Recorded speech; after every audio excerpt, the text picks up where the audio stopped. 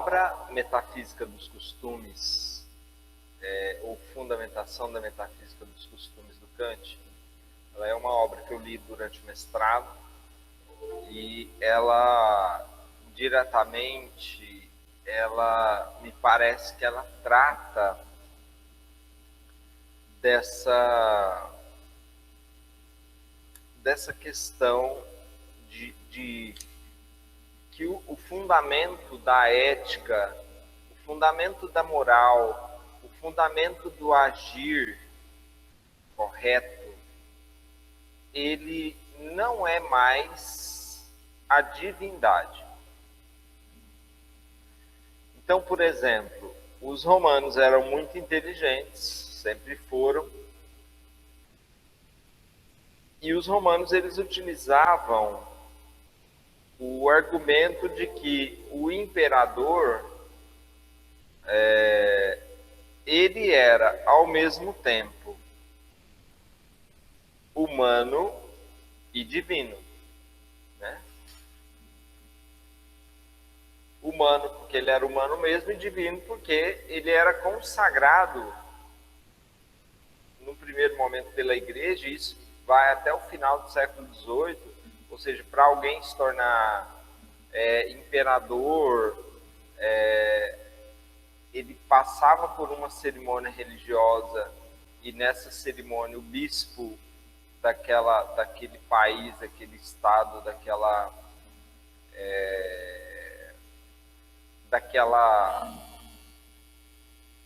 daquele povoado, né? Ele sagrava o imperador ou o príncipe ou o rei, enfim, de modo que não havia só uma premissa humana, havia uma premissa divina nisso, né? E quando Kant entra em cena, ou seja, o Kant ele vai propor uma filosofia que é, na realidade, uma filosofia crítica em dois aspectos. As duas grandes correntes do conhecimento da filosofia são, então, o racionalismo, ou seja, a crença de que o conhecimento ele vem por meio da razão, ou uma outra crença de que o conhecimento vem somente por meio da experiência. Então, o racionalismo e o empirismo que estão brigando ali historicamente há quase 2.500 anos. Né? Quase não, há 2.500 anos. Então, quando o Kant se depara com essas duas grandes correntes, o Kant olha para elas e ele vai escrever duas obras que ele tenta resolver esse conflito histórico, né? A primeira obra é a Crítica da Razão Pura. E aí o Kant ele vai dizer que, vou trocar em miúdos aqui, né? Que não existe uma razão pura, pessoal. Muito pelo contrário. Só existe uma aproximação intelectual dos fatos e dos objetos. Ou seja, não é possível a mente humana alcançar uma verdade que seja plena e eterna. Por uma questão simples, o homem não é pleno e nem eterno. Os religiosos da época não gostaram disso. Se a mente não pode ter certeza de nada, como é que ela vai saber se Deus existe ou não? Né? E aí obrigaram o Kant a escrever uma segunda obra que se chamava Crítica da Razão Prática, na qual ele vai dizer, olha, existe uma aproximação da mente e da experiência em relação ao objeto. Nenhuma delas é indubitável, mas elas são aproximações dignas de fé, de ciência, enfim. Mas no fim das contas, o que o Kant faz é chutar o balde mesmo. Ele chuta o balde da moral e fala, ó, ninguém presta nisso. Né? Ninguém falou a verdade até aqui. Por quê? Porque a razão ela é insuficiente e a experiência não confere a você todos os elementos necessários para que você alcance uma verdade. Bom, professor, então eu aprendi uma coisa já. Qual coisa? Ora, se a minha mente não é 100% capaz de gerir uma empresa e a minha experiência deixa escapar questões importantes, então as reuniões elas têm uma razão de ser dentro da empresa. Qual é a razão de ser das reuniões? É justamente coletar informações que os outros, por estarem nos setores deles, percebem e eu não percebo.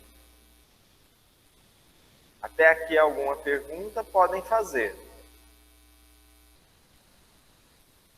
Tranquilo. Então vamos em frente. E aí, o Kant faz a seguinte afirmação, que também é conhecida como imperativo categórico. O imperativo nos diz o que devemos fazer e sua força moral, segundo Kant, deriva da própria razão. A noção de imperativo categórico é retomada na analítica crítica da razão prática. Opa, então aqui a gente tem um elemento. Qual é o elemento? É justamente a razão. Por que a obra se chama Fundamentação da Metafísica dos Costumes? Justamente porque o Kant, a partir da crítica da razão prática e da crítica da razão pura, ele vai dizer que o que fundamenta a moral não é mais a questão metafísica, mas sim a questão racional. Ou seja, é a razão do homem que fundamenta a noção de bem e de mal, de certo e de errado, de justo e de injusto. E aí a frase do Kant é justamente essa.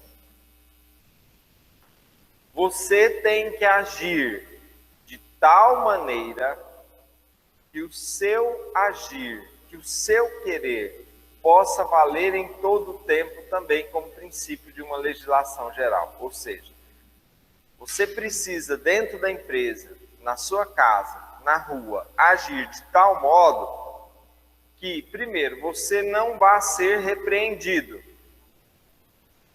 E segundo, se você agir dessa maneira e eu, de repente, querer imitar você e agir da maneira como você age, eu também não serei reprimido ou repreendido. Né? Qual a percepção que a gente traz disso, então? A percepção é que nós, na visão do Kant, precisamos traçar um comportamento ético que nos leve para frente e não para trás. Tinha um personagem no Zorra, que fazia o Severino, ele tinha um quadro que ele era um índio, e a dança dele era essa: passinho para frente, passinho para trás, passinho para frente, passinho para trás. O que a gente precisa entender nisso é que o que faz você ir para frente é a sua concepção ética. O que faz você dar um passo para frente e não recuar 2 para trás é a sua visão ética. Porque se eu não tenho um olhar em relação ao que eu quero fazer e como eu quero me desenvolver e desenvolver-me na empresa e desenvolver a empresa, seja ela minha ou não, é justamente o que marca a minha ética. Ser ético para Kant é, portanto, agir racionalmente. Isso é ética para Kant. Quando você consegue agir racionalmente. Se você agir levado pela emoção, se você agir levado pela opinião dos outros, se você agir levado pelo que você acha que sabe, você vai quebrar a cara e provavelmente você vai quebrar também a empresa na qual você está. Tem uma obra chamada Dialética do Esclarecimento, de dois filósofos de uma escola alemã chamada Escola de Frankfurt. São eles o Adorno, Theodor Adorno, e o Max Horkheimer. Max Horkheimer. O nome do livro, Dialética do Esclarecimento. Uma obra muito interessante, aliás, que vai trabalhar uma concepção ética muito mais avançada do que a do próprio Kant, né? Pelo fato de que esses dois filósofos, eles foram perseguidos por Hitler e pelo regime de extrema-direita alemão e, consequentemente, eles acabaram tendo que fugir para os Estados Unidos na época. Se exilar, melhor dizendo, nos Estados Unidos. Né? Nem todos tiveram a mesma sorte. Por exemplo, 6 milhões de judeus, 6 milhões de judeus morreram nos campos de concentração.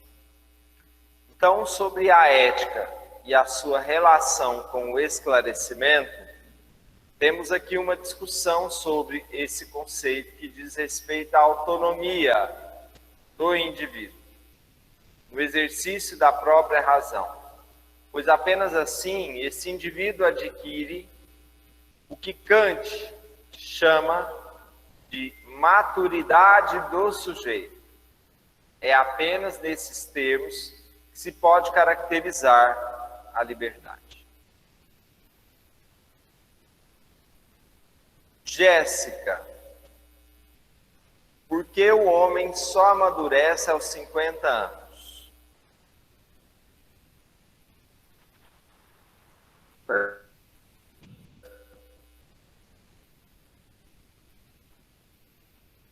Por conta da experiência? Como? Acho que ele já viveu. Aos 50 Talvez anos. pela experiência. Experiência. Pode ser. Pode ser. Você tem uma opinião, Leandra? Leandro está ou não está? Não sei se ela entrou e saiu. Está. Não está.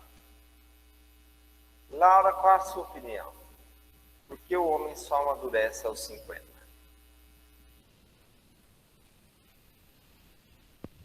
Porque eles já ganharam mais experiências e já estão mais seguros por conta da idade, não tem tanta segurança e tal, porque já viveu muita coisa. Aos 50 anos, a pessoa, eu vou brincar com o conceito, né? A pessoa já fez tanta cagada na vida que não é possível que aos 50 anos o cara continue fazendo, né? A pessoa. Mulheres não, as mulheres amadurecem mais cedo, a gente está cansado de saber disso, mas os homens não, né?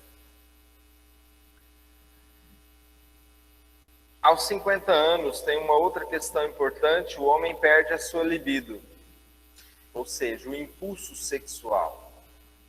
É um outro filósofo da escola de Frankfurt que analisa isso. O nome dele é Herbert Marcuse, francês, e o Herbert Marcuse, ele vai, na sua obra Eros e Civilização, ele vai dizer que o impulso dominador do homem é, na realidade, um impulso sexual. Então, a gente passa a perceber que somente aos 50 anos, ou mais, né? Tem gente que amadurece aos 60, aos 70, e tem gente que literalmente não amadurece, nunca, né?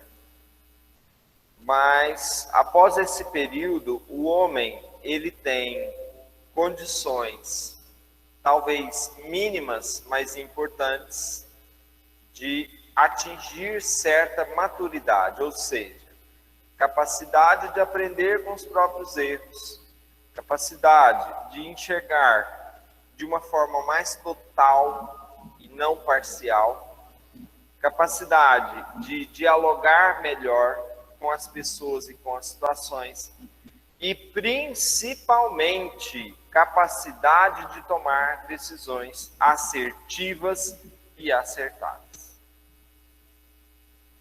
Se esse homem não é capaz de fazer isso, esse homem, para os filósofos em questão,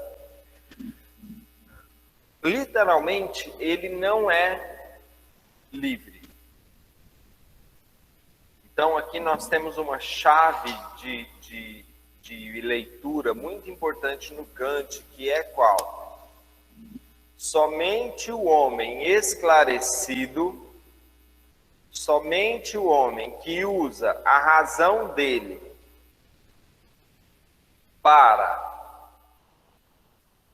analisar logicamente a realidade e tomar decisões a partir dessa análise, que pode ser considerado um indivíduo esclarecido nessa visão da escola de Frankfurt. Fica claro isso para vocês? Quer que explique de um outro jeito ou tá ok? Professor, quando você fala que aos 50 anos atinge a maturidade, você fala em que sentido? No sentido de você fazer escolhas melhores, trocar menos de carro, trocar menos de trabalho, de função, assumir a quantidade certa de responsabilidades que você tem condição de arcar com elas, porque na juventude a gente quer abraçar o mundo e não dá conta. Ter uma certa estabilidade familiar. Se você tem família e mora com ela, estabilidade com a família. Se você mora sozinho, estabilidade pessoal. Não viver o tempo todo arrochado, devendo, vendendo almoço para comprar a janta. Tudo isso contribui para a sua identidade profissional e contribui também para a sua empresa, se for, no caso, uma empresa sua. E do ponto de vista afetivo, também. As pesquisas mostram que os homens que são casados quando chegam aos 50 anos amam muito mais suas esposas do que aos 20. Porque aos 20 é uma pulação de cerca que a gente não consegue nem mapear. Mas aos 50 a vida do homem se torna mais estável. É diferente, eu repito, da vida da mulher. A vida da mulher tem um padrão mais ou menos estável a vida toda. Né? Entendeu? Assim, em relação à escolha, essas coisas assim, assim, não é que eu falo que eu discordo, mas a maioria das coisas assim, eu vejo ali pelos meus avós, sabe? Escolha entre praticamente tudo eles pedem a ajuda dos meus pais, né? Então, eu acho que assim, em relação a adquirir novas tecnologias, esses trem assim, né? Aí pode ser o contrário, mas eu concordo com as outras. Você disse que eles buscam a ajuda dos seus pais em questões financeiras, é isso? É isso, em muitas coisas, sabe? A gente tem que entender que os seus avós e os nossos avós, eles tiveram uma vida muito mais difícil que a nossa. Basicamente, na época da juventude deles, eles trabalhavam para comer, trabalhavam para viver, né? Diferente dos nossos pais e diferente da nossa geração. Hoje a gente trabalha e consegue ter uma casa, consegue ter um carro, consegue fazer investimento ou deixar algum dinheiro reservado, coisa que antigamente não dava. Você trabalhava para comprar comida e pronto, né? Só que assim, e a maioria desses avós que nós temos, eles têm a 4ª série primária, mas são pessoas que têm uma sabedoria tão grande que eles sentam com a gente e dão uma aula para a gente. Sim, se você for falar tipo, como eles mexiam muito com gado, né, cuidava de fazenda, plantação, esses trem assim, na área deles ali desenrola tudo. Mas aí é igual, vai avançando, né, as tecnologias, essas coisas assim, aí é lógico que tipo, eles não vão ter conhecimento e tal, mas é por isso que é necessário, né, sempre estar presente ali para dar uma ajuda, né. Você pega um professor de ensino médio, por exemplo, com seus 24 a 30 anos, numa situação como essa da pandemia. Que dificuldade esse cara teve para conseguir lidar com as questões de tecnologia, para estabelecer uma conexão com os alunos dele? Nenhuma. Agora você pega esses professores que estão aí com uns 50, às vezes 40, 60, 55 anos, numa situação como essa de pandemia. Eles não sabem nem pôr o pendrive no computador, Peter. Nem o pendrive eles não sabem pôr. Só complementando sua fala, professor. Então, uma senhora que eu conheço, provavelmente o senhor deve conhecer também. A professora Neida, ela já é bem de idade, ela é aposentada e tudo. Super inteligente, ela tá quase com 80 anos. Você olha pra ela, você não dá essa idade. Porque ela anda aqui em Quirinópolis inteirinho de a pé. Não sabe dirigir, não tem carro. Se ela corrige TCC, mas você tem que entregar impresso para ela, porque ela não sabe mexer no pacote Office, não sabe. Mas você vê que pessoa de cabeça boa, abençoada, eu acho que eu não consigo mentalizar o que ela consegue e nem ter o conhecimento que ela tem. Não é A interessante? pessoa com quase 80 anos conversa, então ela conversa o português perfeitamente, ela digita perfeitamente, extremamente educada.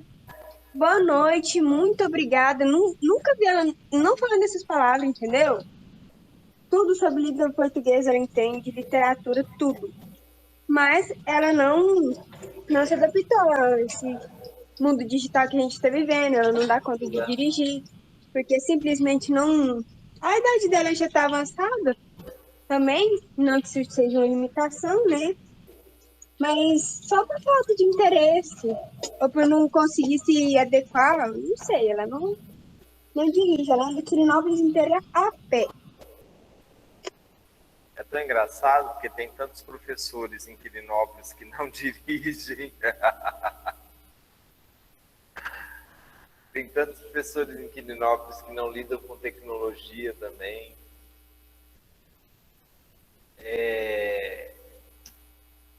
No fundo, estudando Kant, né, relendo esse texto ontem, eu percebi assim que o que é ética realmente para Kant, né? Ética para Kant é você conseguir lidar com o seu tempo.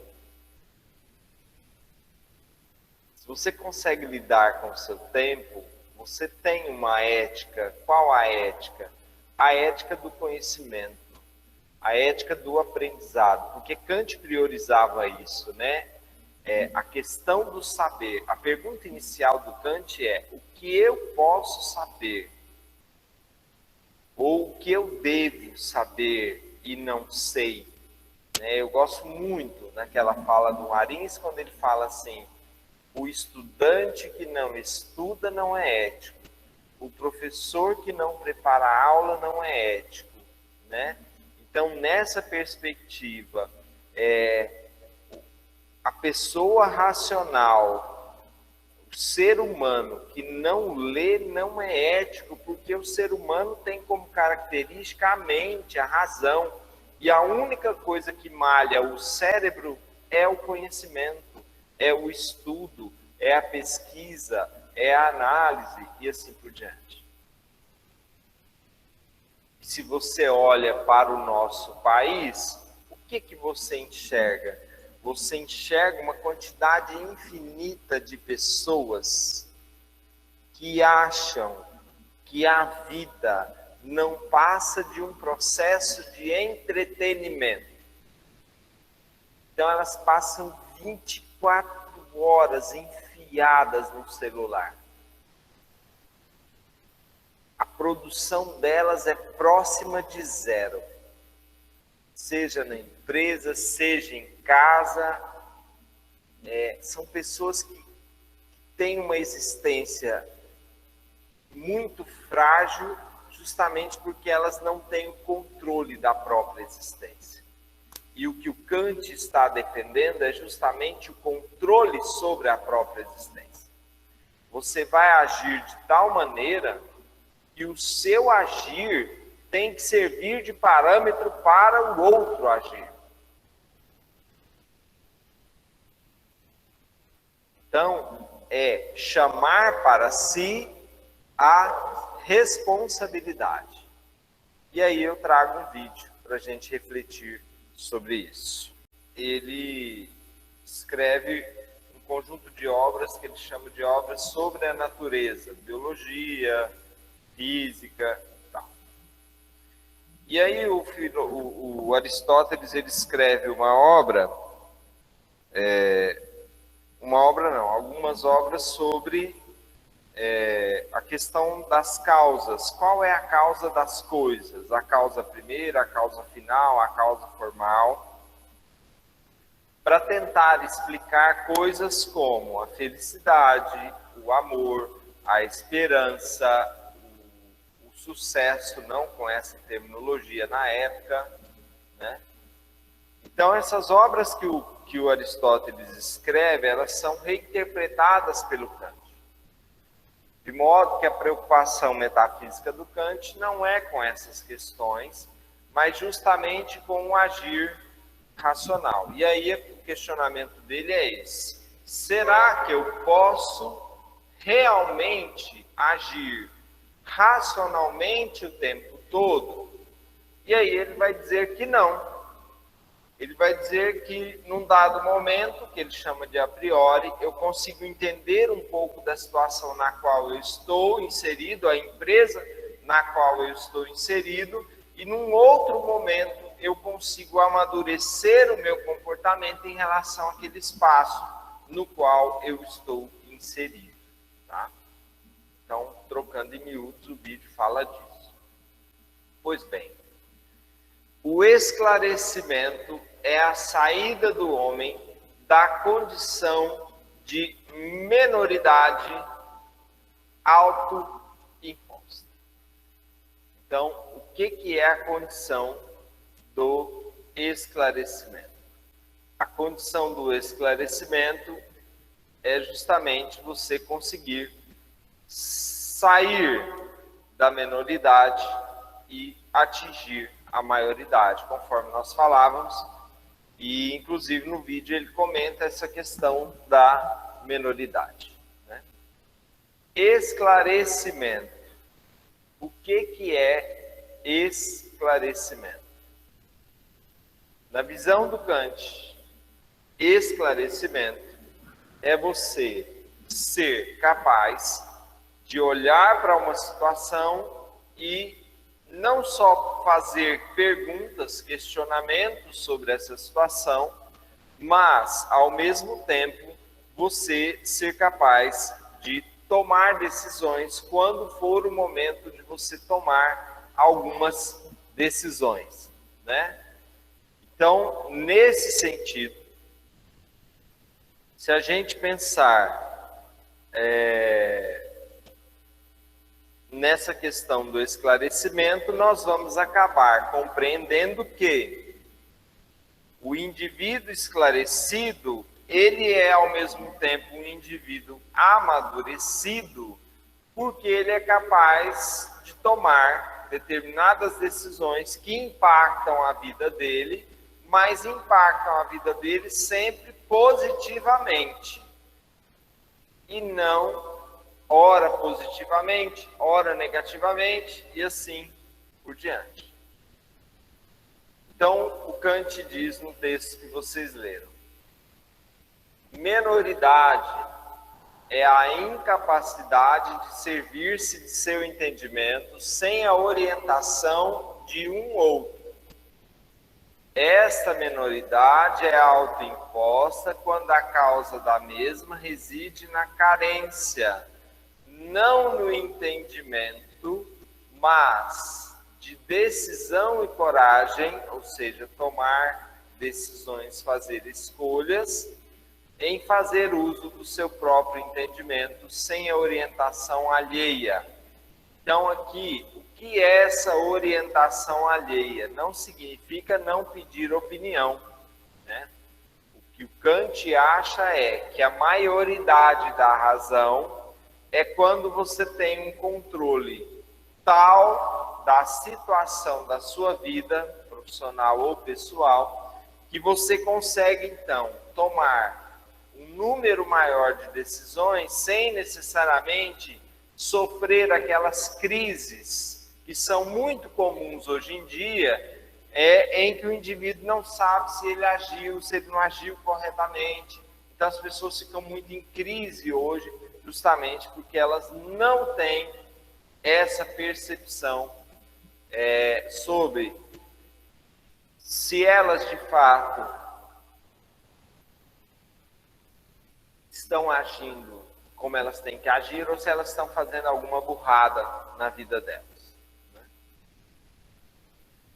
Então aí o texto diz, Kant diz: tenha coragem de se servir do seu próprio entendimento, porque este é o mote do esclarecimento.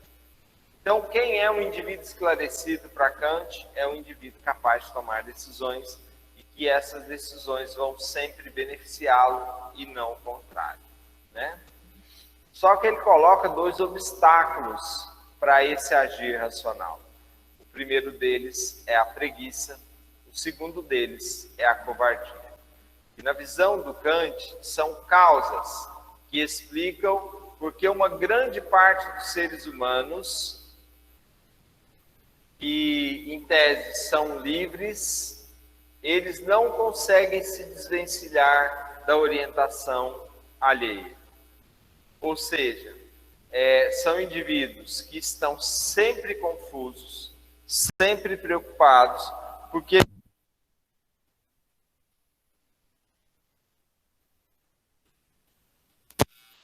não sabem dizer se a decisão que eles estão tomando é de fato a melhor decisão. A gente há de convir que é muito mais confortável nós agirmos pela opinião dos outros do que nós tomarmos decisões e arcarmos com as consequências dessas decisões.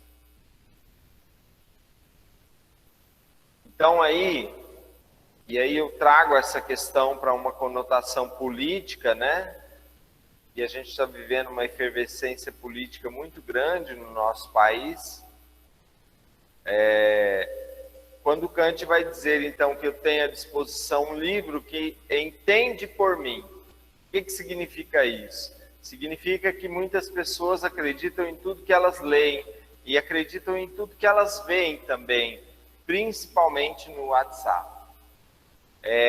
Um pastor que tem consciência por mim, ou seja, muitas pessoas vinculadas à religião não dão um passo sem ir falar com um pastor. Um médico que prescreve uma dieta por mim. Então eu preciso ir ao médico para eu fazer uma dieta. Eu não dou conta de fazer isso por mim mesmo. Então, não preciso em absoluto fazer nenhum esforço da minha mente para que eu consiga, então, viver por mim mesmo.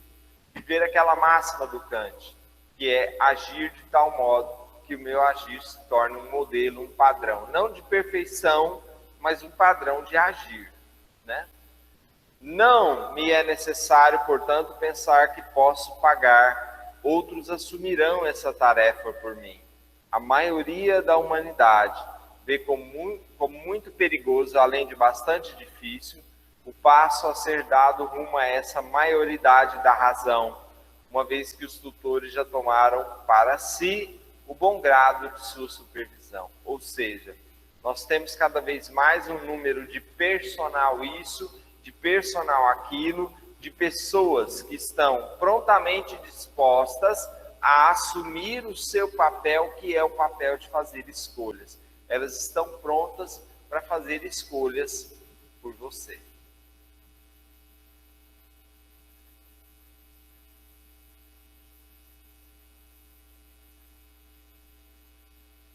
E aí eu trago a imagem do V de vingança, né? Quando ele diz que o povo deve temer o governo, e não o governo temer o povo.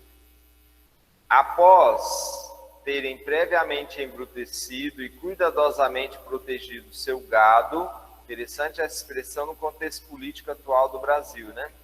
Para que essas pacatas criaturas não usem dar qualquer passo fora dos trilhos nos quais devem andar, os tutores lhes mostram o perigo. E tal perigo, porém, não é assim tão grande, pois algumas quedas, após algumas quedas, eles aprenderiam finalmente a andar. Basta, entretanto, o exemplo de um tombo para intimidá-las e aterrorizá-las por completo. Vou dar um exemplo político atual.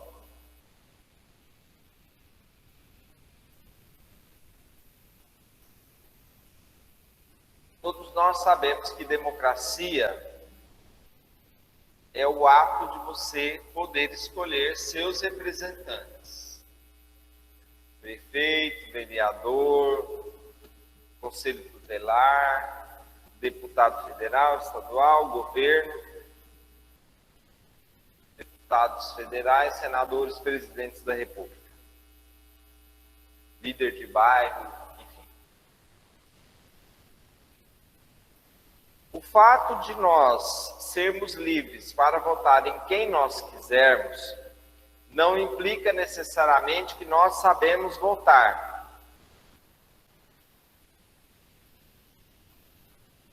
Por exemplo, o cenário político que está se desenhando para o ano que vem é o cenário de que nós temos apenas 2 opções de voto, quando na realidade nós temos muitas opções.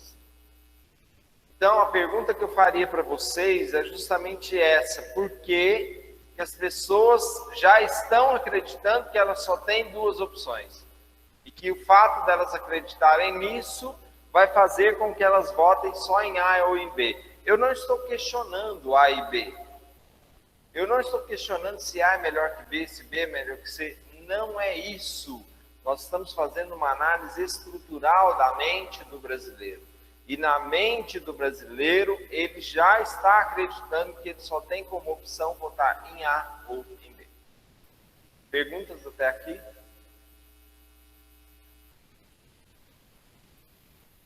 Tudo bem. Não, professor, tranquilo. É, porém, difícil para um indivíduo livrar-se de uma minoridade quase tornada natural. É muito difícil para Kant, na visão dele, a pessoa deixar de pensar como menino sexualmente, afetivamente, financeiramente e passar a pensar como homem.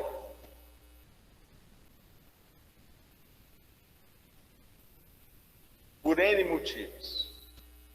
N motivos. E aí eu trago como exemplo esse meme da La Casa de Papel. Quem escolheu as máscaras? O que tem elas? elas não dão medo. Eu não sei quem conhece esse rosto, mas esse rosto é o rosto de um famoso pintor italiano chamado Salvador Dalí. Não sei quantos conhecem o Salvador Dalí, mas o bigode dele era desse jeito mesmo.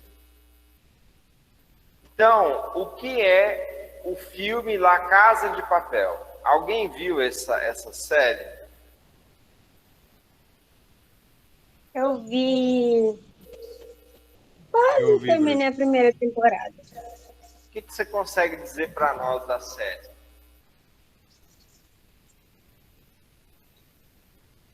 Então, professor, eu não gostei. Por quê? Não achei uma série tão interessante. Sim, de pessoas inteligentes e tudo, mas não sei, não gostei. Entendi. Tá. Então vamos lá. La Casa de Papel é uma série que trabalha a questão de um grupo de intelectuais que não é uma revolta, tá bom? É um grupo de intelectuais que se posicionam contra o sistema. Então não é uma revolta. Eles não estão agindo por revolta. Eles estão agindo justamente em confrontação a um sistema perverso. E aí, o rosto de um pintor como máscara é justamente a ideia de que o que eles estão buscando é um resgate estético. Ou seja, é uma espécie de denúncia que eles estão fazendo de uma realidade na qual as pessoas acham que elas são livres, que elas são felizes, que elas têm dinheiro, quando na realidade elas estão numa miséria horrível. E a roupa vermelha, no segundo plano, é justamente a questão de uma espécie de apologia aos regimes de esquerda e principalmente aos movimentos de esquerda. Tá? A bandeira vermelha é o símbolo da esquerda no mundo todo, né? Então aí a ética é importante, mas a estética também é importante. Então, hoje nós já aprendemos um conceito, que é o conceito de metafísica. O que é metafísica? Né? Metafísica é tudo aquilo que extrapola a física. São questões universais que você pode debatê-las, mas que você não pode chegar a um consenso sobre elas. E o que é estética? Estética é a visão de que o mundo não precisa ser perfeito para ser bom, mas ele precisa ser bom para ser perfeito. Exemplo, dentro da lógica do La Casa de Papel. Um governo que governa somente para a esquerda, ele não é um governo bom. Um governo que governa somente para a direita, ele não é um governo bom. Um CEO, um líder, um empresário que satisfaz apenas os interesses da diretoria e os funcionários estão vivendo uma vida miserável, os colaboradores, esse indivíduo não é e não pode ser entendido como alguém ético. Então, existe uma estética na ética. qual é a estética da ética? O fato de que eu não posso privilegiar um segmento em detrimento do sofrimento de outro segmento. Se você tem ricos, por exemplo, que não sentiram o preço do óleo, do arroz, do feijão, do gás, né? Você tem muita gente que já era miserável e que está ainda mais miserável. E isso vale para as empresas também, porque elas têm uma responsabilidade social com os seus colaboradores. E aí o texto diz assim: ele até já criou afeição por ela, por suas próprias mãos. É efetivamente incapaz de servir-se do próprio entendimento, porque nunca lhe foi dada a chance de tentar agir por si mesmo. O que é a metafísica de Kant? É o homem que age por si mesmo. Princípios e fórmulas, essas ferramentas mecânicas de uso racional, antes de abuso de seus dotes naturais, são prisões de uma minoridade permanente. Quanto mais decisões você conseguir tomar por você mesmo, mais amadurecido você vai se tornar, porque vai ter que lidar com as consequências dessas decisões que você tomar. Mesmo aquele que os arrebente, não arriscaria mais que um salto sobre o menor dos poços, pois não está acostumado a semelhante liberdade de movimentação. Por essa razão, há poucos que conseguem, por meio do aprimoramento do próprio espírito, desprender-se da menoridade e ainda caminhar com segurança.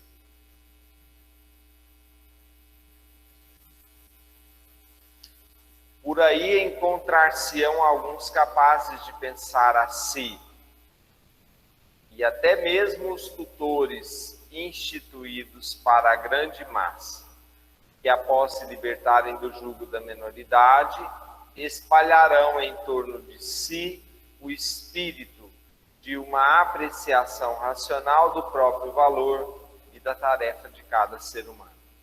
É preciso salientar que antes havia sido posto sob esse jugo pelos tutores e posteriormente os obriga a tal sugestão.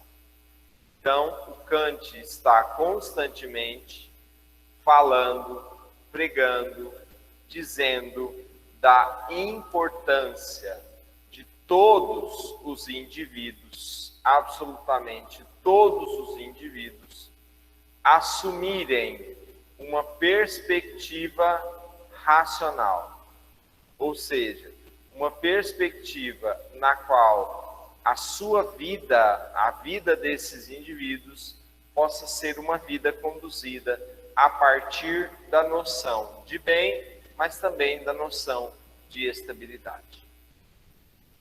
O Hexa de Queiroz vai dizer que os políticos e as fraldas devem ser trocados de tempos em tempos pelo mesmo motivo. Ou seja, o que ele de fato está dizendo é que nenhuma pessoa tem uma capacidade vitalícia de ser líder o tempo todo, de ser o melhor CEO para todas as situações. Ninguém é bom em tudo, ninguém é capaz de ser bom em tudo. Então nós precisamos entender que cada indivíduo assume um espaço profissional e uma colocação profissional de acordo com as habilidades que tem de lidar com as muitas situações.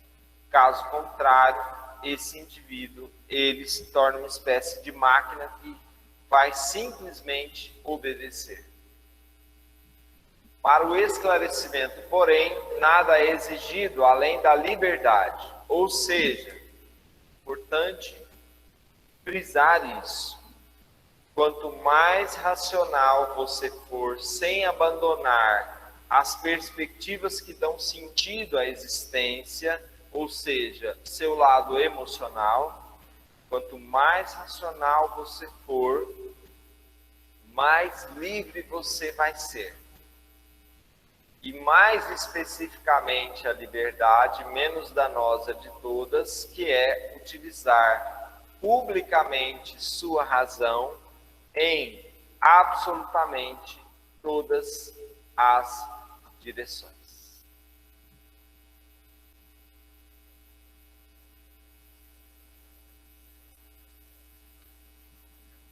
Último slide de hoje, por fim.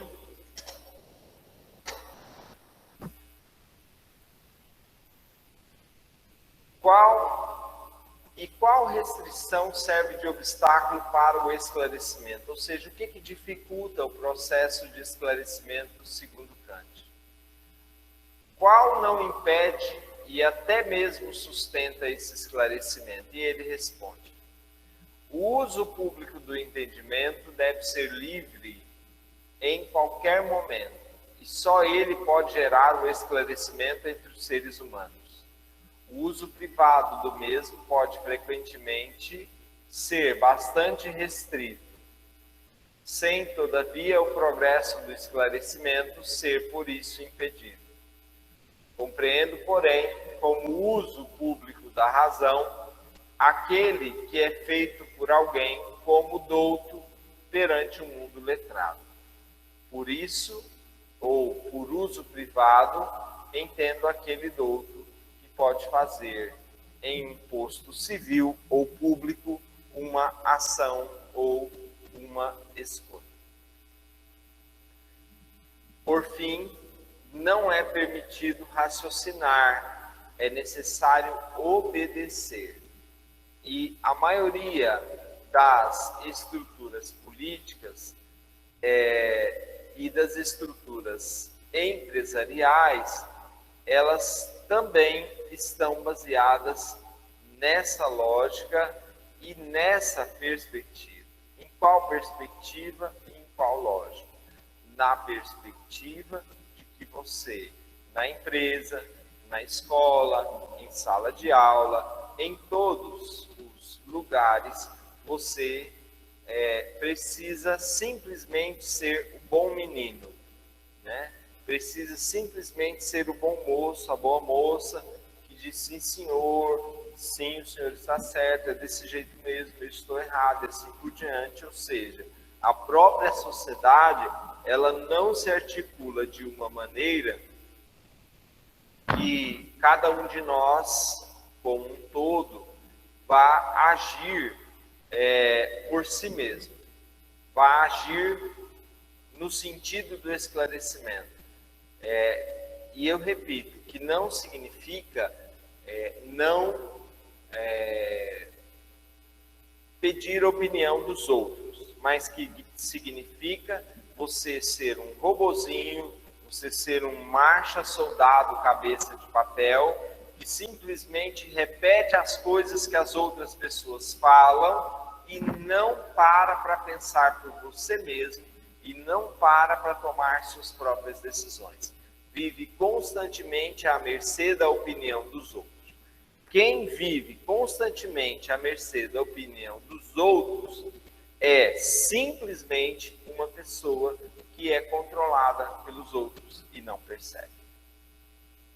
Adriana, qual a sua opinião sobre isso que a gente acabou de trabalhar hoje na perspectiva do texto do Kant?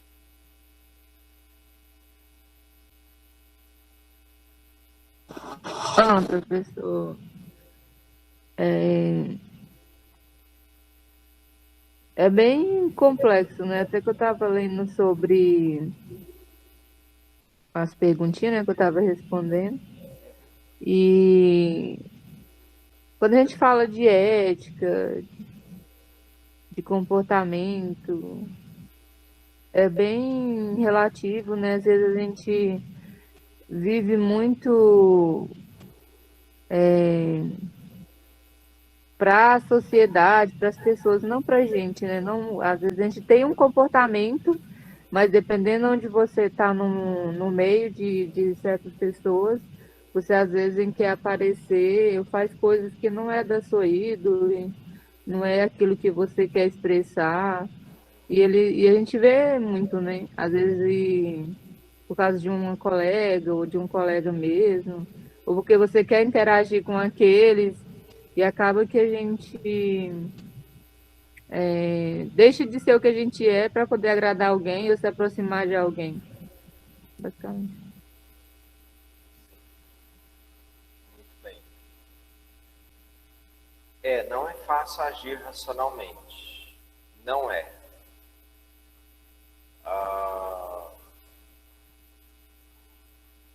Quando eu percebo que eu fiz uma cagada, que eu estou perto de fazer uma cagada, eu costumo dizer assim, não, mas todo mundo faz isso, né? Mas esse todo mundo faz isso, não para justificar uma ação não ética, né? Mas porque às vezes a gente erra mesmo, é uma espécie de poder amenizar uma culpabilidade sobre algum erro, sobre alguma falha que eu posso cometer, o que outro possa cometer, e que acaba me prejudicando psicologicamente, no sentido de eu conseguir, então, voltar para o prumo, ou seja, voltar para aquilo que é o meu foco, que é o meu objetivo, e assim por diante. Então, dentro da sua fala, no sentido de agradar os outros, ou de parecer ser o que eu não sou para os outros, muitas vezes eu gasto até as minhas economias em vez de estruturar um capital mais seguro para mim. Então, realmente é uma questão complexa. Eu não sei quantos de vocês que conhecem a filósofa Hannah Arendt. Ela é uma filósofa judia e durante a Segunda Guerra Mundial ela se mudou para Nova York para fugir do regime nazista. Ela até chegou a ser presa, mas ela foi ajudada porque ela tinha um caso amoroso com um professor de filosofia dela, chamado Heidegger, um grande filósofo, e que acabou ajudando e salvou a Hannah Arendt desse campo de concentração em Auschwitz, que é onde morreu o maior número de pessoas. A Hannah Arendt, quando esse carinha que aparece aqui à direita no livro dela, o Eichmann, ele que dá inclusive o nome do livro, né?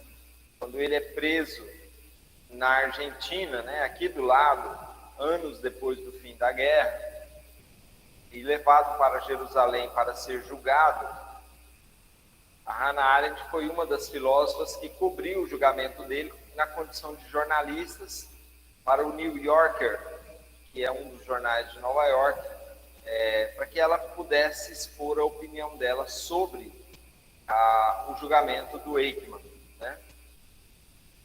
Então, nesse sentido, a grande questão que me parece que a Hannah Arendt descobriu e percebeu foi o fato de que o Eichmann não era esse monstro todo que todos acreditavam que ele fosse, né? Isso não significa dizer que o Eichmann ele não tenha agido durante a Segunda Guerra com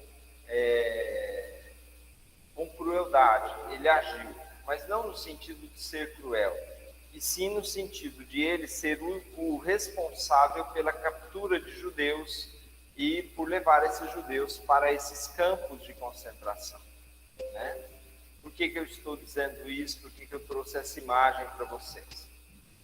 Bem-vindo, o pessoal que acabou de entrar, porque o texto que vocês leram vai dizer o seguinte: seria muito prejudicial se um oficial, ao receber uma ordem superior, começasse a questionar explicitamente a conveniência e a utilidade dessa ordem.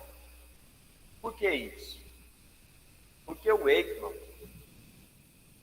a principal alegação que ele faz no julgamento é a alegação de que ele estava simplesmente cumprindo ordens. Se existia alguém mal nesse contexto, era o Hitler, não era ele. Então a única coisa que ele estava fazendo era cumprir ordens, né? E é isso que o Kant está dizendo. É uma questão de justiça, por outro lado, que não se lhe proíba de, como dono, ou seja, como dono de si, fazer observações que serão apresentadas ao julgamento público a respeito dos equívocos no serviço militar. Então, a gente poderia dizer assim: é lícito matar? Não, não é. Tá, mas e se você for enviado para o Oriente Médio, numa guerra civil, uma guerra do Talibã, é lícito matar? Sim. Então aí, nessa afirmação, nós vemos um relativismo da própria lei, no sentido de que, quando a lei diz que é lícito matar, embora a vida continue sendo um bem inalienável, você necessariamente pode matar ou morrer. Mas então vamos trazer isso, meninos, para a realidade da empresa. Quando eu penso na realidade da empresa, eu estou necessariamente pensando em obedecer ordens. Algumas dessas ordens, elas podem implicar em adulterar determinado produto, elas podem implicar em sabotar determinado produto, em vender de maneira desonesta determinado produto, e aí vem sempre a questão ética no meio disso. Qual é a questão ética? Será que é certo eu fazer isso? Será que eu não vou me ferrar fazendo isso? Será que eu não vou passar por um processo judicial fazendo isso? Então essa é a questão que o texto do Kant está trazendo. Qual é a função real da obediência, que ele coloca aqui, dentro da realidade social, no caso, dentro da empresa? O cidadão não pode se recusar a pagar impostos que lhe cabem, e a recusa de cumprir tais tarefas, caso sejam levadas adiante, podem ser punidas como escândalo, por exemplo, né? Então o texto diz que não é totalmente permitido, mesmo no tempo de vida, um homem reunir-se em torno de uma constituição religiosa. Ou seja, valores religiosos, eles são importantes para a sociedade, mas eles não são mais o cerne da sociedade, né? Aniquilar um espaço de tempo no progresso da humanidade, rumo ao aperfeiçoamento, fazendo-o infértil e danoso para gerações futuras. Então, o comportamento social, ele é necessariamente analisado por Kant nessa perspectiva, tanto do ponto de vista religioso, quanto do ponto de vista social, afetivo e etc. E aí eu trago uma citação do Abraham Lincoln, do grande Abraham Lincoln, que é um autor muito citado na administração, quando ele vai dizer que aprendeu pesquisando que uma bússola aponta sempre para o norte, não importa onde você estiver, mas não orienta sobre pântanos, desertos, abismos, que você vai encontrar no meio do caminho. Se na busca do seu destino você, de cabeça erguida, ignorando os obstáculos, e acaba afundando depois em um pântano. Então, a lógica é sempre essa. Nós não moramos na Suécia, nós não moramos em nenhum país europeu, nós não moramos na França, nós não moramos nos Estados Unidos, nós moramos na América Latina. E nós estamos cansados de saber que na América Latina as pessoas vendem até a mãe para ganhar dinheiro. Principalmente quando elas começam a se envolver com política, né? Então, o que a gente percebe é que o Abraham Lincoln está dizendo que não é pelo fato de que nós nos julgamos honestos, o que seria uma bússola, que as coisas vão acontecer sempre do jeito que nós gostamos ou não. Muito pelo contrário. Eu acho que no meu tempo de profissão, e cada um no seu tempo de profissão, a gente já passou por muita por muita pendenga, como o povo costuma dizer. Pendenga no sentido de que nem sempre você teve que fazer a coisa certa, mas você teve que entrar numa situação de obediência. Então, me parece que a coisa vai por aí. Os seres humanos trabalham por si próprios para sair do estado de selvageria, se não se trama para intencionalmente mantê-lo em tal estado. A respeito da ciência e das artes, os poderosos não têm interesse em exercer sua tutela sobre os súditos. Ou seja, você pode gostar da ciência que quiser, você pode tomar vacina quando quiser, a não ser no caso atual, que as pessoas são obrigadas a tomar vacinas, senão elas serão demitidas de alguns tipos de empresas, né? E você pode apreciar a arte que quiser. As empresas e os poderosos não estão muito preocupados com essa questão, conforme Kant está a mencionar. No entanto, há que se perceber que em todas as situações legais existe, então, uma legislação que tem que ser seguida, e me parece que é justamente sobre isso que a gente vai falar quando vocês apresentarem o seminário no início de outubro, sobre a questão do código de ética de vocês, do código de ética da administração. E aí entra em questionamento esse aspecto da ciência. Eu acho que nunca, a não ser na sua origem, a ciência ela foi tão criticada como ela tem sido nos últimos 3 anos. Ou seja, é uma espécie de bifurcação no caminho. Por quê? Porque se você, no 8º período de administração, disser assim, olha, professor, eu não acredito na ciência, não, né?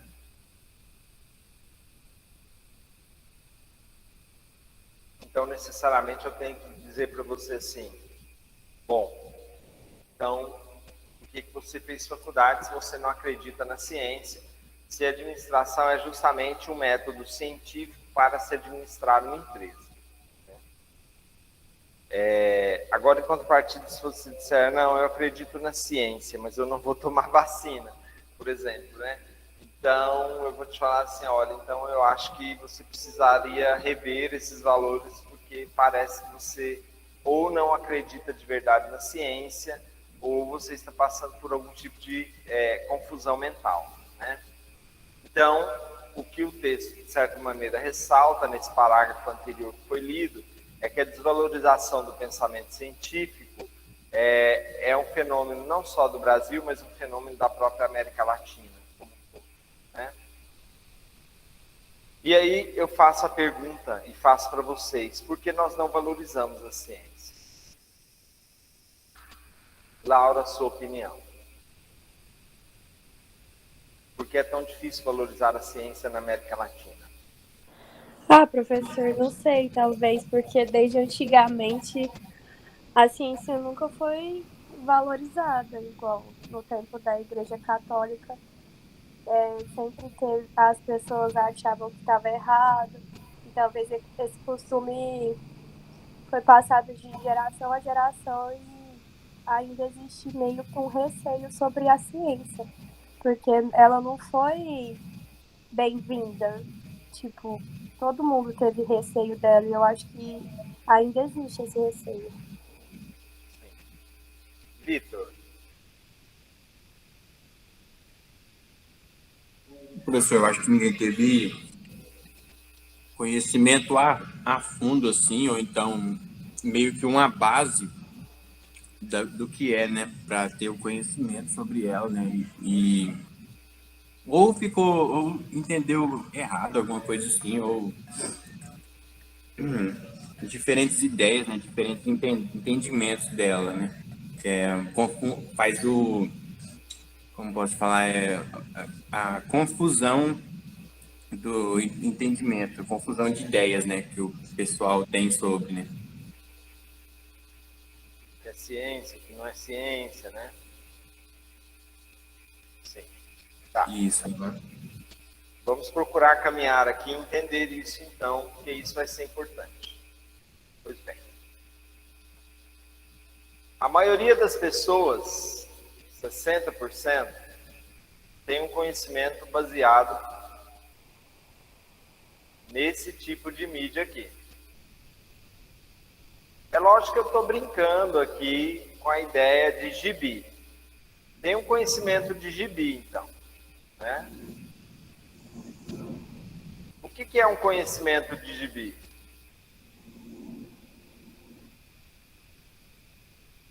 Eu cheguei num determinado estabelecimento outro dia, e aí uma pessoa estava dizendo para a outra assim, olha só, você viu lá que teve o jogo do Brasil e da Argentina? Bobeira, né, cara? Autovisa, não sei o quê, Autovisa, a Anvisa, não sei o quê, não liberou e tal. A maioria das pessoas tem conversas absolutamente... Como é que eu vou chamar esse tipo de conversa? Uma conversa que não tem nenhum tipo de aprofundamento, que não tem nenhum tipo de realidade lógica, né? Mas tem um outro grupo de pessoas que aprofunda até um pouco mais esse tipo de conhecimento, mas elas permanecem ainda dentro dos 60%. Na prática, não existe muita diferença desse tipo de conhecimento para esse tipo de conhecimento que está aí posto, né? Não existe. Então, a gente precisa compreender que a maioria das pessoas não passa desse nível de conhecimento, que é 60% da população da América Latina. Porém, algumas pessoas gostam de autoajuda, por exemplo, e eu trago a autoajuda aqui através da ideia do Cury, porque para elas a autoajuda ela expressa basicamente alguns aprofundamentos que, embora não sejam teóricos demais, elas conseguem compreender. Então, quem consegue compreender isso aqui, consegue compreender isso aqui, consegue compreender isso aqui, basicamente, né? Depois nós temos, quando a gente pensa, por exemplo, em nível universitário na América Latina, nós temos alguns manuais, alguns livros da Record ou da Atlas, que são uma espécie de livro didático para a faculdade. Ou seja, eles trazem um conteúdo teórico, bastante teórico, mas esse conteúdo bastante teórico, ele é, na realidade, um conteúdo didático, ou seja, rediscutido, repensado a partir da lógica da didática, né? Não é igual a você, por exemplo, que leu 7 páginas do Kant e teve que tirar ali dessas 7 páginas do Kant alguns aprofundamentos, mesmo sabendo que a maioria absoluta das pessoas no mundo não vai jamais ler Immanuel Kant, e se lerem, se aventurarem a ler, elas não vão entender nada do que elas leram em Immanuel Kant. E da mesma forma, se você parte para outros níveis de leitura, como por exemplo Nietzsche, que é o nosso próximo tema em ética, um material de 2 páginas que eu vou postar no final da aula de hoje para vocês, a gente começa a perceber que um dia, inevitavelmente, nós já estivemos aqui. Nós já estivemos aqui, às vezes nós voltamos para a autoajuda como uma forma de nos encontrarmos. Nós estivemos aqui nos últimos 4 anos, no caso de vocês no curso de administração, e em alguns momentos do curso vocês se depararam com autores originais da administração. Peter Drucker, que é um dos grandes expoentes da administração, e muitos outros teóricos que vocês tiveram a oportunidade de ler no particular, ler o autor por ele mesmo. E não ler um comentário que alguém fez, né, sobre aquele autor. Então, quando você consegue fazer essa leitura no original de um autor, e a gente tem buscado fazer isso em ética, né, o seu cérebro ele ganha um potencial de interpretação muito maior do que a desse conjunto de pessoas que apenas consegue ler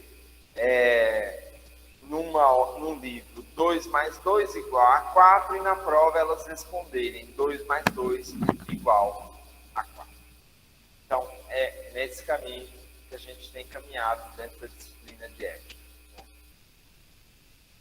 Somente aquele que, sendo ele próprio esclarecido, não teme as sombras, também dispõe de uma tropa numerosa e altamente disciplinada. Somente este pode dizer que no estado livre não ousaria, raciocine o quanto quiser e sobre o que quiser, mas que obedeça. Então, a maioria das pessoas, ela está treinada. Que pessoas?